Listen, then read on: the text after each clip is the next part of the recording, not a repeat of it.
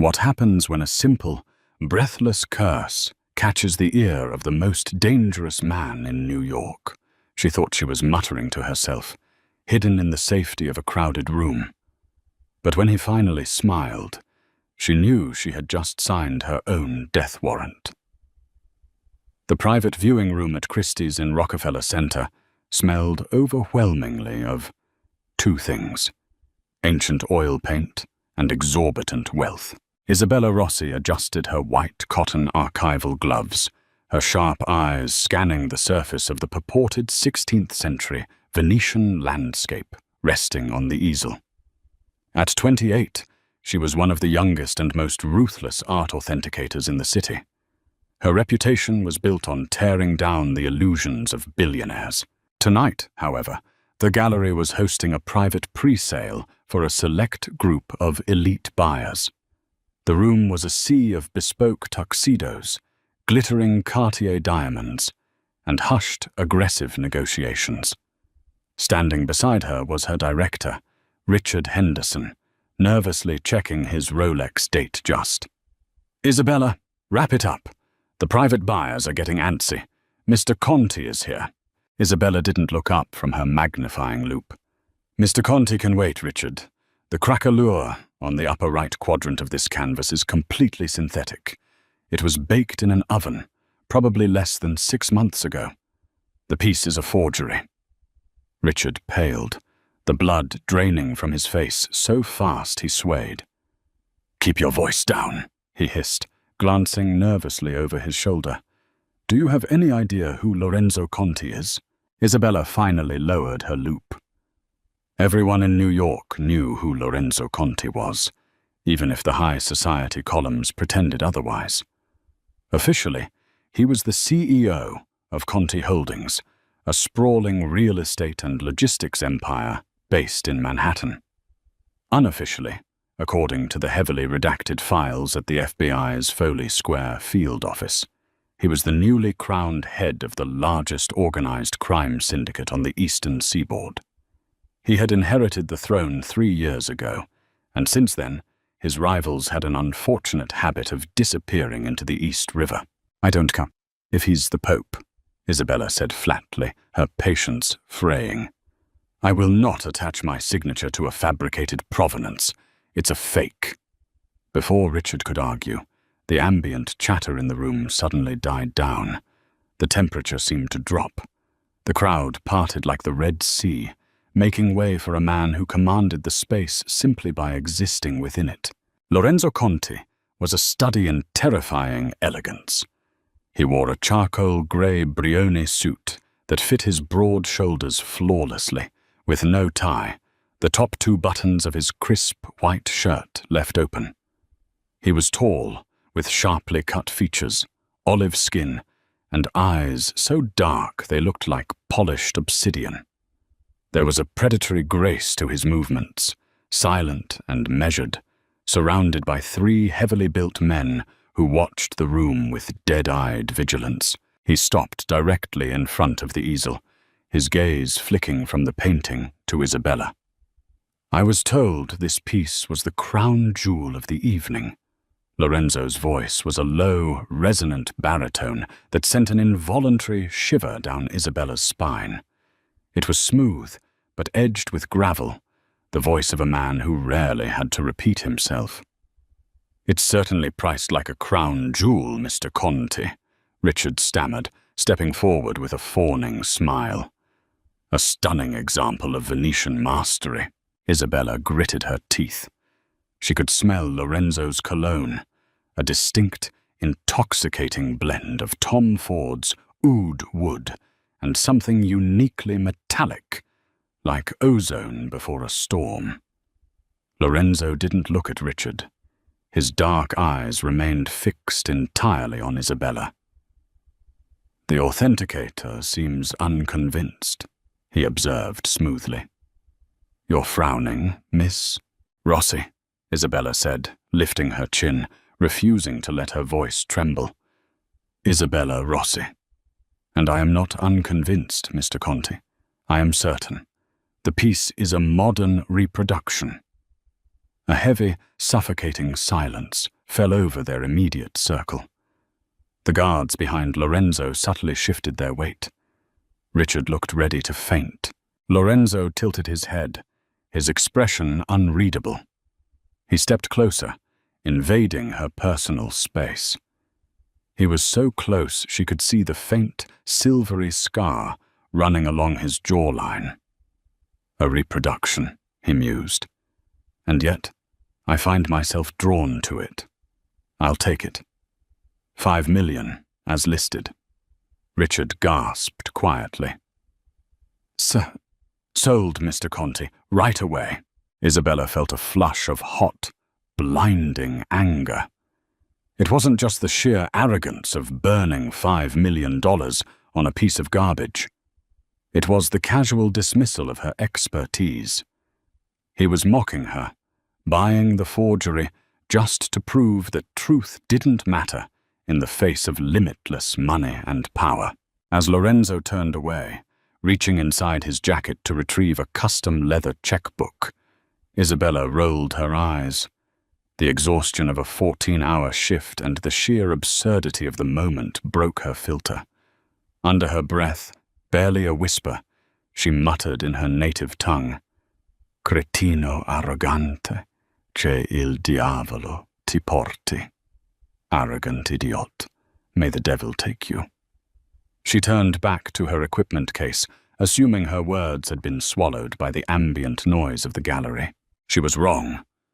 A large, heavily scarred hand shot out, wrapping around her wrist with the unyielding strength of a steel vice. Isabella gasped, dropping her loop. The room seemed to freeze. Lorenzo had stepped back into her space, moving faster than a man his size had any right to. His grip wasn't bruising, but it was absolutely absolute. He pulled her slightly closer, forcing her to tilt her head up to meet his gaze. The cold indifference in his obsidian eyes had vanished, replaced by a dark, terrifying amusement. The corner of his mouth curved up into a slow, wicked grin. "Repeat that," Lorenzo commanded softly, his voice dropping to a silken, dangerous murmur. "This time, look at me." Isabella's heart hammered a frantic rhythm against her ribs. She stared into Lorenzo Conti's eyes, paralyzing fear warring with her stubborn pride. I didn't say anything," she lied, her voice barely a breath. Lorenzo's grin widened, a flash of white teeth that promised violence. He leaned down, his man's lips brushing dangerously close to the shell of her ear. "L'ho sentito perfettamente, gattina," he whispered in flawless, unaccented Italian. "I heard it perfectly, little kitten. Now, you are going to pack up your little tools, and you are going to walk out the private exit with me. If you scream, Richard here loses his tongue. Do we understand each other?" He released her wrist, smoothly adjusting his cuffs, the heavy gold of a Patek Philippe Nautilus glinting under the gallery track lighting. Isabella looked at Richard. The gallery director was staring at the floor, absolutely terrified, silently pleading with her not to make a scene. She had no choice.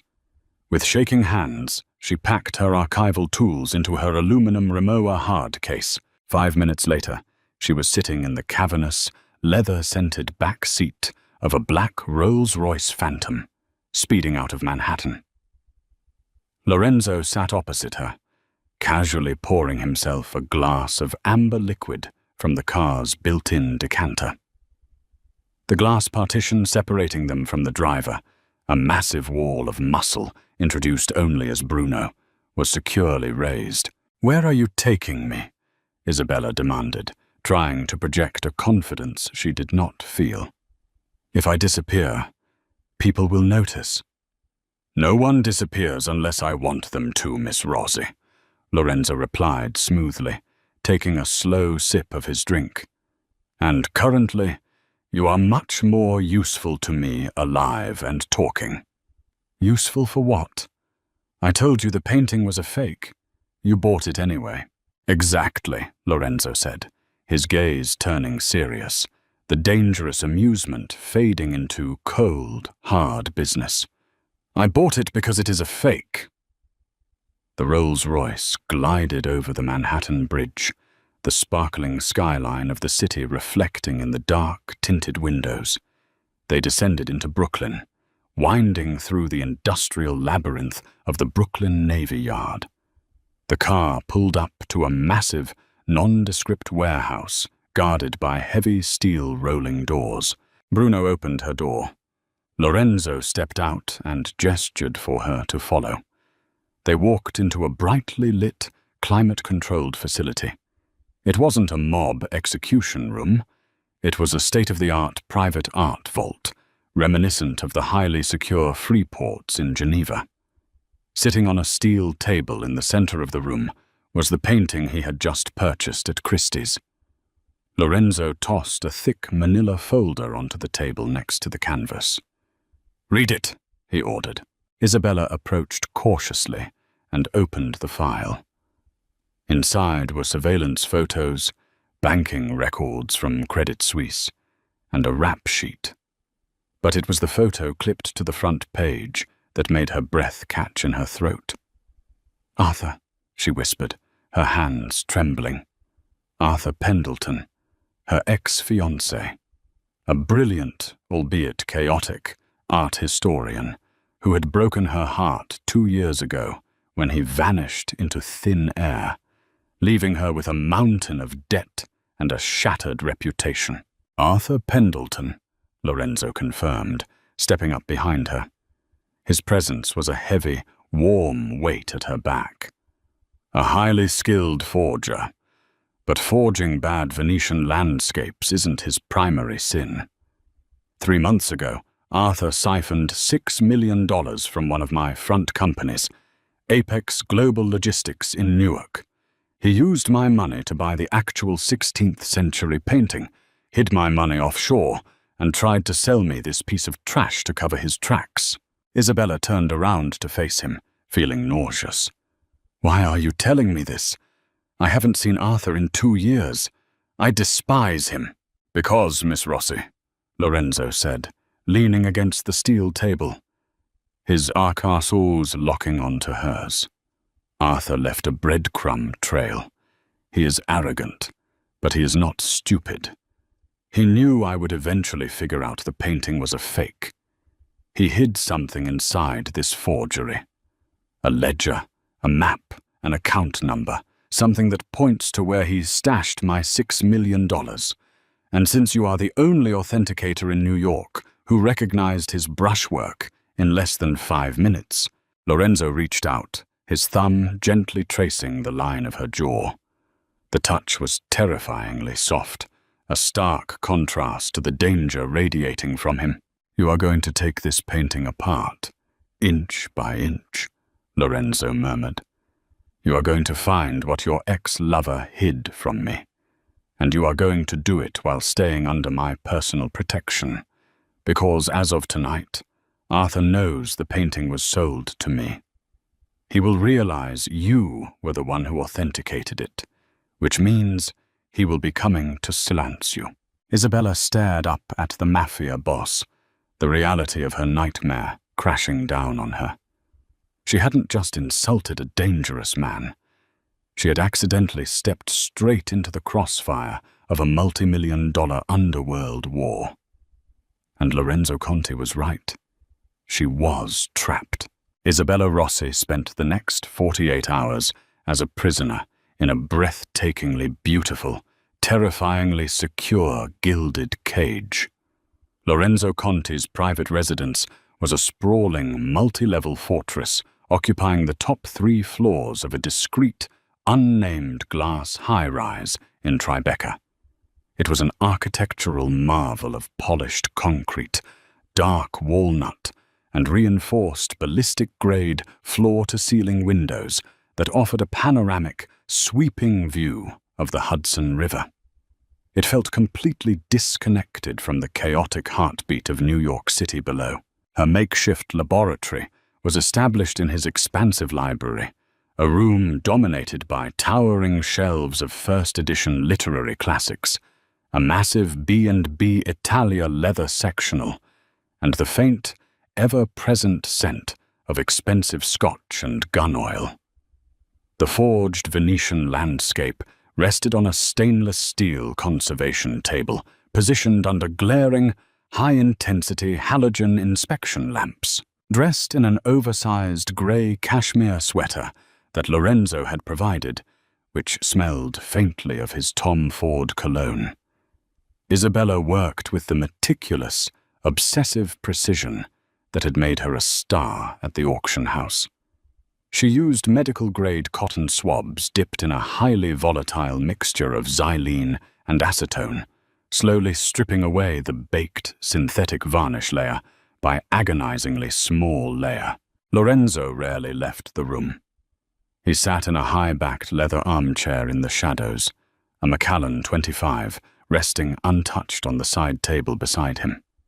He conducted his illicit empire via a heavily encrypted BlackBerry and a secure laptop, issuing low, rapid-fire commands in Italian to unseen subordinates. Yet, Isabella could feel his dark, obsidian eyes tracking her every movement. His gaze was a physical weight against her skin, making her breath hitch and her hands tremble in ways that had nothing to do with exhaustion. "You are damaging your hands, Gattina." Lorenzo's deep, gravelly voice shattered the heavy silence of the room. It was 1 a.m. on the second night. Isabella paused, her gloved fingers hovering over the canvas.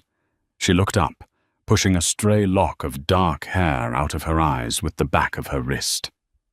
"Art conservation is not a delicate science, Mr. Conti. It is chemistry and destruction. I have to destroy the lie to find the truth underneath." Lorenzo stood, his tall, imposing frame moving with that same predatory, silent grace she had witnessed at the gallery. He wore a simple black Henley shirt that stretched tight over the corded muscles of his chest and shoulders, paired with dark, tailored trousers. He crossed the room, stopping directly behind her. The ambient heat radiating from his body was intoxicating. "Lorenzo," he murmured, his breath brushing the sensitive skin at the nape of her neck. "If you are going to dismantle a $6 million fraud in my home, you will call me Lorenzo." "Lorenzo," she repeated, the name tasting dangerous on her tongue. She swallowed hard, forcing herself to focus on the painting. Arthur was a master of layering. He didn't just paint over an old canvas, he built the deception from the gesso up. But he was also deeply paranoid. If he hid account routing numbers or coordinates, he would have used an ultraviolet reactive cadmium mixture. It would be invisible to the naked eye, hidden within the structural underpainting. "Show me," he commanded softly, stepping up to stand beside her, his arm lightly brushing hers. Isabella turned off the glaring halogen inspection lamps. The library was plunged into thick, velvet darkness, illuminated only by the distant, twinkling city lights of New Jersey across the river. She reached for a hand-held Spectraline high-intensity UVA lamp. With a sharp click, a harsh, purple-blue beam cut through the dark, illuminating the partially stripped canvas. At first, there was nothing but the sickly greenish glow of the remaining synthetic varnish. But as Isabella slowly dragged the UV light across the lower left quadrant, the area depicting a shadowed Venetian canal, a glowing, microscopic string of numbers flared to life. Lorenzo leaned in, his dark eyes narrowing sharply. "Swiss routing digits, UBS Wealth Management." "He painted it backward," Isabella whispered, her heart hammering against her ribs as she stared at the glowing numbers. Arthur always was a pretentious show-off. He mirrored the numbers so you'd have to read them through a reflection. "Arrogance is always a dead man's heaviest burden," Lorenzo noted coldly. He pulled his encrypted phone from his pocket, instantly dialing a number. "Dominic, I have the routing sequence. Initiate the sweep. Drain the accounts. Every last cent." He hung up the phone and looked down at Isabella. The harsh violet light cast sharp, severe shadows across his aristocratic face, making him look less like a modern businessman and more like a ruthless Renaissance warlord. "You found it," Lorenzo said, his voice dropping an octave, slipping into a dangerously soft register. He reached out, his bare fingers gently grasping her chin, tilting her face up to meet his gaze. "You possess a rare and magnificent talent, Isabella. You see straight through the beautiful lies." Isabella's breath caught in her throat. She should pull away.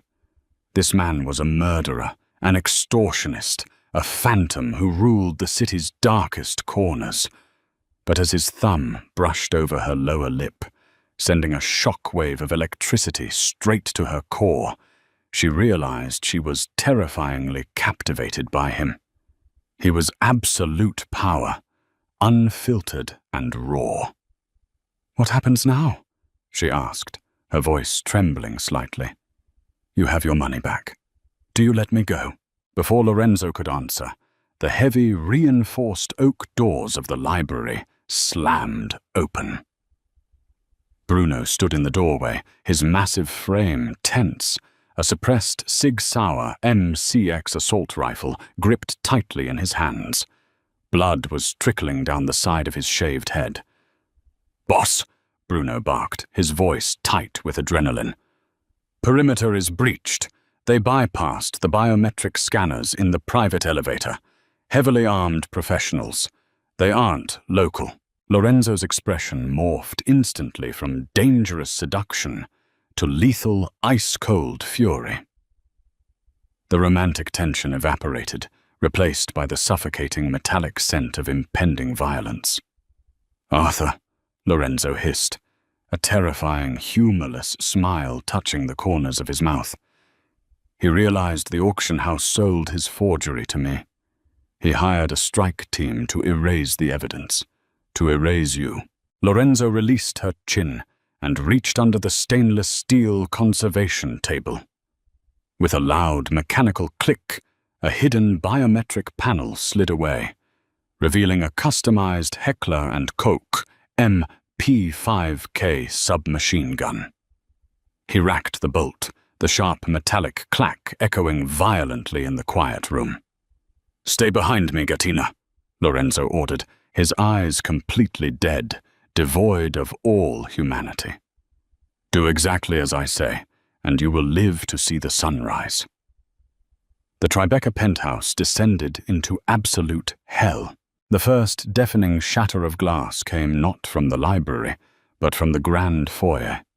Suppressed gunfire spat through the corridors, a sickening, rhythmic thwip, thwip, thwip that tore through the priceless Picasso sketches lining Lorenzo's hallway. Lorenzo grabbed Isabella by the waist, his grip bruising in its intensity, and physically threw her behind the massive, solid oak desk at the back of the library. "Keep your head down and cover your ears," he roared over the sudden chaos. 3 men, dressed in tactical black gear, spilled into the library, their weapons raised. They moved with military precision, fanning out to cover the exits. But they had vastly underestimated the monster they had come to slay. Lorenzo didn't take cover. He moved with a terrifying liquid speed, stepping directly into the line of fire. His weapon barked, a rapid, deafening burst of fire that dropped the first 2 mercenaries before they could even adjust their aim. Blood sprayed across the spines of the first edition classics, staining the leather-bound books in bright, arterial crimson. The 3rd mercenary managed to fire a wild burst. Bullets shattered the halogen inspection lamps, raining sparks and jagged glass down onto the forged painting. Lorenzo lunged forward, discarding his empty submachine gun. He drew a sleek, black combat knife from his belt and closed the distance in a single heartbeat. With brutal, calculated efficiency, he drove the blade upward, neutralizing the final threat. The room fell into a horrifying, ringing silence, broken only by the sound of rain lashing against the floor-to-ceiling windows and the heavy, ragged breathing of the dead. Isabella was curled under the desk, her hands pressed tightly over her ears, tears streaming down her face. She was trembling so violently, she felt like her bones might shatter. She squeezed her eyes shut, terrified to look at the carnage she knew painted the room. Heavy, slow footsteps approached the desk. Isabella. Lorenzo's voice was remarkably calm. It wasn't the voice of a man who had just taken 3 lives in the span of 10 seconds. It was steady, grounding. She opened her eyes and slowly crawled out from under the desk. Lorenzo stood before her. His black Henley was splattered with blood, and a fresh cut grazed his cheekbone, bleeding freely. But his eyes were entirely focused on her, scanning her rapidly for injuries. He dropped to his knees in front of her, his large, blood-stained hands gently framing her face. "Are you hurt? Did they touch you?" "No," she sobbed, completely overwhelmed by the shock. "No, I'm fine. Lorenzo, what is happening?" Before he could comfort her, a slow, mocking clap echoed from the doorway. Standing amidst the wreckage of the foyer, flanked by 2 more heavily armed men, was Arthur Pendleton. He looked exactly as Isabella remembered him, handsome in a weak, overly manicured way, wearing a bespoke tweed suit that looked ridiculous in the context of a war zone. He held a silver Beretta 92 FS, pointing it unsteadily at Lorenzo's chest. "Bravo, Conti," Arthur sneered, stepping carefully over the body of his fallen mercenary. "I knew you were a savage, but I didn't expect you to take down my vanguard so easily, though I suppose animals do fight hardest when cornered." Arthur's gaze shifted, landing on Isabella. A cruel, triumphant smile twisted his lips. "Hello, Izzy. I see you've been keeping busy. I knew you were the only one smart enough to figure out my little ultraviolet trick. I'm just sorry you had to get caught up in this. If you had just stayed out of it, you could have gone back to your sad, boring little life at Christie's." Isabella stared at the man she had once almost married. The love she had once felt for him had died long ago, replaced by bitterness. But seeing him now, standing over a literal bloodbath he had orchestrated out of sheer greed, filled her with a white-hot, consuming rage. "You stole $6 million, Arthur," Isabella said, her voice shaking but gaining strength. "You forged a masterpiece, ruined my career, and now you've brought killers into this house. You're a coward." "I'm a survivor, Izzy," Arthur spat, his eyes flashing with manic desperation. He aimed the gun directly at Lorenzo's head. "Now, Conti, my men have your heavy outside. You are going to transfer the funds back to my Cayman accounts, or I splatter your brains all over this beautiful hardwood floor. And then I'll deal with my ex-fiancée." Lorenzo didn't flinch. Kneeling on the floor in front of Isabella, staring down the barrel of a loaded gun, the Mafia boss actually laughed. It was a dark, rumbling sound that chilled the blood. "You really are a stupid man, Arthur," Lorenzo said softly. He slowly stood up, placing his body entirely between Arthur's gun and Isabella. "You walk into my home. You threaten my life. But your greatest, final mistake was threatening what is mine." "What is mine?" The words echoed in Isabella's mind, a fierce, undeniable claim of ownership that sent a terrifying thrill straight down her spine. "Shut up!" Arthur screamed, his hand shaking violently. "Transfer the money." "Bruno," Lorenzo said conversationally, not breaking eye contact with Arthur. From the shadows of the hallway behind Arthur, a massive figure materialized like a ghost. Bruno hadn't been neutralized outside. He had been waiting. Before Arthur's mercenaries could react, Bruno fired 2 suppressed rounds, dropping Arthur's guards instantly. Arthur spun around, panicking, firing a wild shot that shattered a nearby vase. Lorenzo moved faster than Arthur could comprehend. He closed the gap in 2 massive strides, his hand shooting out to grab Arthur's wrist. With a sickening crack, Lorenzo snapped Arthur's arm backward. The beretta clattered uselessly to the floor. Arthur fell to his knees, screaming in agony, cradling his broken arm against his chest. The firefight was completely over. The absolute power of the Conti family had reasserted itself, drowning Arthur's pathetic rebellion in blood. Lorenzo stood towering over the broken, sobbing forger. He pulled a sleek, silver Walther PPK from a hidden ankle holster and racked the slide. He aimed it directly down at the center of Arthur's forehead. "Wait," Isabella said.